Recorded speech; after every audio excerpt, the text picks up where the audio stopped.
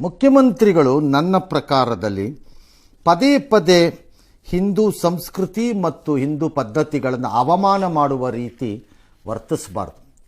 ರಾಯರು ಇದ್ದಾರೆ, ಎದ್ದು ಬರ್ತಾರೋ ಇಲ್ವೋ ಗೊತ್ತಿಲ್ಲ, ಬಟ್ ಎದ್ದು ಬರೋದು ಜನ ತೀರ್ಮಾನ. ಮುಖ್ಯಮಂತ್ರಿಗಳು ನನ್ನ ಪ್ರಕಾರದಲ್ಲಿ ಪದೇ ಪದೇ ಹಿಂದೂ ಸಂಸ್ಕೃತಿ ಮತ್ತು ಹಿಂದೂ ಪದ್ಧತಿಗಳನ್ನು ಅವಮಾನ ಮಾಡುವ ರೀತಿ ವರ್ತಿಸಬಾರ್ದು.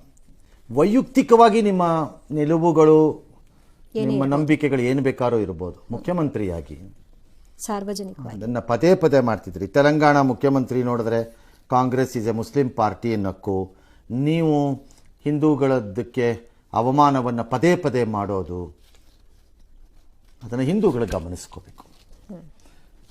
ಕಾಂಗ್ರೆಸ್ಗೆ ಏನು ಮಾಡಬೇಕು ಅನ್ನೋದನ್ನು ಅವ್ರಿಗೆ ಬಿಟ್ಟಿದ್ದು.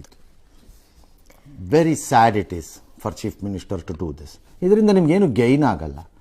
ನೀವು ಅದನ್ನು ಇಸ್ಕೊಳ್ಳೋದ್ರಿಂದ ನೀವು ಅದರ ಭಕ್ತರಾಗಲ್ಲ, ರಾಯರಾಗಲ್ಲ. ಮತ್ತೆ ಮೇಲೆ ಕೇಳ್ತೀನಿ, ನಾನು ನಾಸ್ತಿಕ ಅಲ್ಲ ಅಂತಂತೀರಿ. What does it mean? ಅದು ನಡೆಯಲು ಇರಬೇಕು. ಏನೋ ಆಲ್ ರೈಟ್, ಜನ ನೋಡಿರ್ತಾರಲ್ವೇ, ಮುಂದೋಣ.